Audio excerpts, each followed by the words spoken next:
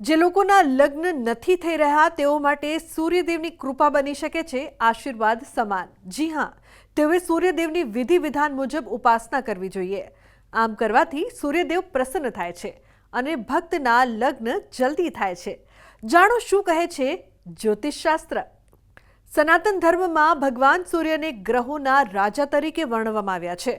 જો વિધિ વિધાન મુજબ સૂર્યદેવની પૂજા કરવામાં આવે તો બધી મનોકામના પૂર્ણ થાય છે। એવું માનવામાં આવે છે કે જે લોકો સવારે સ્નાન કર્યા પછી ભગવાન સૂર્યને અર્ધ્ય અર્પણ કરે છે તેવા લોકોની કુંડળીમાં સૂર્યદેવ મજબૂત સ્થિતિમાં રહે છે, જેના કારણે સફળતા મળે છે।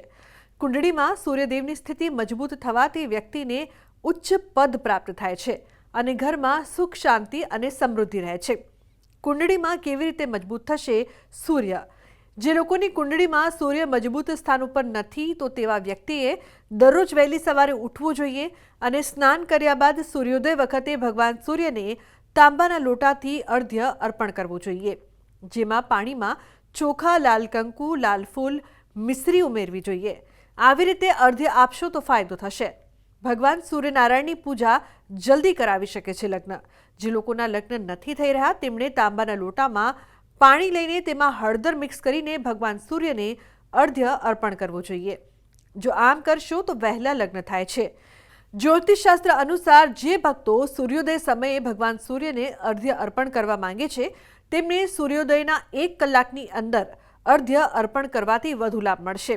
આ સમય દરમિયાન તમારે ઓમ સૂર્યાય નમઃ મંત્રનો જાપ કરવો જોઈએ। આમ કરવાથી સૂર્યદેવ પ્રસન્ન થાય છે। સૂર્યદેવની વિધિસર પૂજા કરવાથી આપના લગ્નમાં આવેલી મુશ્કેલીઓ દૂર થશે, માંગા સામેથી આવશે।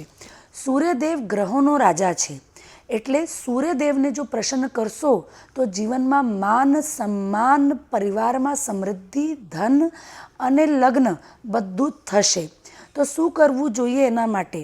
આપણે સવારે સૂર્ય ઉદયથી 1 કલાકની અંદર ઉઠીને સ્નાન કરી સ્વચ્છ કપડાં પહેરીને તાંબાના લોટામાં કંકુ, લાલ ફૂલ, અક્ષત અને મિશ્રી નાખીને જો આપણે સૂર્યદેવને અર્ક આપીએ તો આપણા જીવનમાં માન સન્માનની વૃદ્ધિ થશે, પરિવારમાંથી કલેશ દૂર થશે।